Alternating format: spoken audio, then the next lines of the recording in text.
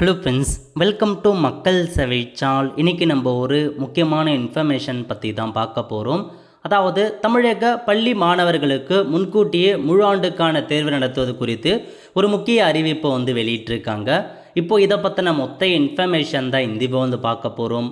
இந்த video skip பண்ணாமல் ஃபுல்லாக பாருங்கள். அது மட்டும் அல்ல, இந்த வீடியோ நிறைய பேருக்கு ஷேர் பண்ணுங்க. ஓகே, அதாவது தமிழகத்தில் 1வது முதல் 9ஆம் வகுப்பு வரை முழு ஆண்டு தேர்வு முன்கூட்டி நடத்துவது குறித்து பள்ளிக்கல்வித்துறை ஒரு திட்டமிட்டிருக்காங்க. அதாவது எப்போ அப்படின்னா, முழு ஆண்டு தேர்வுகளை ஏப்ரல் 17ஆம் தேதிக்குள்ளே நடத்தி முடிக்க பள்ளிக்கல்வித்துறை திட்டமிட்டிருப்பதாக ஒரு தகவலை இப்போதைக்கு வெளியிட்டிருக்காங்க. என்ன சொல்லியிருக்காங்க அப்படின்னா, தமிழக பள்ளிக்கல்வி பாடத்திட்டத்தில் +2 பொதுத் தேர்வு மார்ச் 2ஆம் தேதியும் 10ஆம் வகுப்புக்கான பொதுத் தேர்வு மார்ச் 11ஆம் தேதியும் தொடங்கப்பட்டன.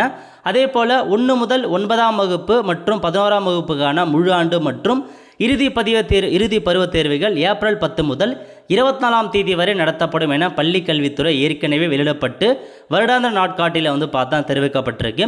இதற்கிடையே தமிழக சட்டப்பேரவை தேர்தல் ஏப்ரல் 23ஆம் தேதி நடைபெற உள்ளது. வகுப்பறைகள் வாக்குச்சாவடி மையங்களாக செயல்பட உள்ளதால் 1 முதல் 9ஆம் வகுப்பு மற்றும் 11ஆம் வகுப்புகளுக்கான தேர்வுகளை முன்கூட்டியே நடத்தி முடிக்கப்படும் என்று பள்ளிக்கல்வித்துறை தகவல் தெரிவித்திருந்தது.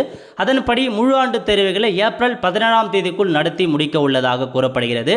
இதற்கான தேர்வுக்கால அட்டவணை தயாரிக்கப்பட்டு துறையின் செயலர் ஒப்புதலுக்கு அனுப்பி வைக்கப்பட்டுள்ளது. ஓரிரு நாட்களில் அறிவிப்பு வெளியாகும் என்று துறை அதிகாரிகள் தெரிவிச்சிருக்கின்றன அப்படின்றத உங்களுக்கு அப்டேட் பண்ணியிருக்காங்க.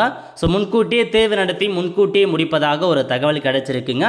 விரைவில் இது குறித்து அதிகாரப்பூர்வ அறிவிப்பு மற்றும் உங்களுக்கான டைம் டேபிள் வெளியாகும் அப்படின்ற மாதிரி தெரிவிச்சிருக்காங்க. இதுதான் உங்களுக்கான இன்ஃபர்மேஷன். அடுத்த ஒரு நிலையுடன் சந்திப்போம். நன்றி, வணக்கம்.